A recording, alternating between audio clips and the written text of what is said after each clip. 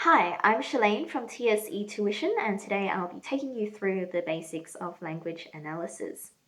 So basically, a language analysis essay is an explanation of how an author uses language, that is words and phrases, to manipulate the reader into feeling a particular way or seeing something in a particular way.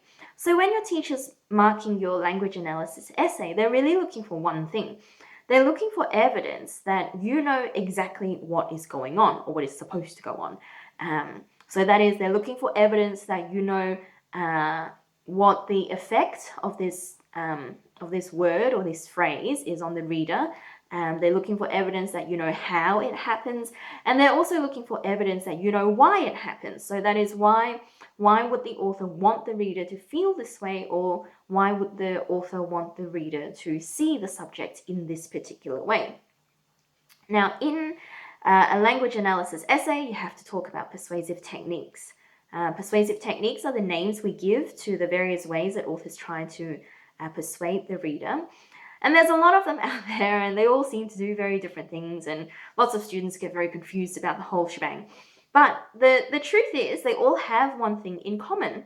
That is, they all try to manipulate the author into feeling a particular way or seeing something in a particular way.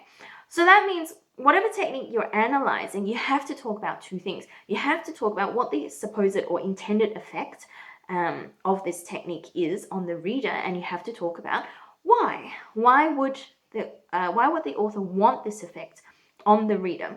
So, for example, if the article is arguing that dangerous dogs must be banned, and the author uses a lot of very descriptive and graphic words to describe these dangerous dogs, what we call emotive language, the intended effect would be, I presume, is fear. It is intended to make me, as the reader, feel scared of these dogs. So the intended effect of emotive language in, this theoretical piece is that the reader needs to feel fear. The reader is supposed to feel anxiety.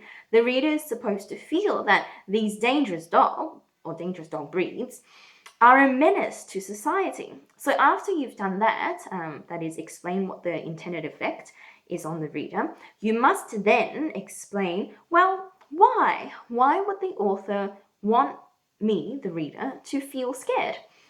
And the answer is, if I'm scared of dangerous dogs, then of course I would want them banned. If I feel like, if reading this piece makes me feel like, oh my gosh, there's dangerous dogs running wild on the streets, they're mauling people left, right, and center, then of course I want them out of this community. Of course I want them banned. I wouldn't want them anywhere near my house. So by creating this sense of fear in me as the reader, it helps me bypass the counter arguments. So, arguments that, it's all about socializing the dogs, it's all about raising the dog's rights, it's about doing the right thing as owners so that you remain in control of the animal. But if I'm scared, if I'm reading this piece and I feel like these are monsters out there, then I'm not going to think about the counter arguments. I'm not going to think about, oh, well, maybe, we should give some leniency to these dogs. No, I would just feel like we should get them out of here. We should ban them. Yes, the author is right. So there you go. That's one way that you can explain or analyze a persuasive technique, and I've broken it down into two steps. So first is that you have to talk about the effect, the intended effect. What does it do to me as a reader? Effect. And then you have to talk about why. Why would the author want me to feel this way or to think this way? Now, some techniques work in more logical ways than others, and in a lot more subtle ways than others, than this one, for example. But they really all boil down to the same thing. They want me as a reader to feel or think a particular way so that it makes it easier for me to agree with their contention. Or it makes it harder for me to disagree with their contention.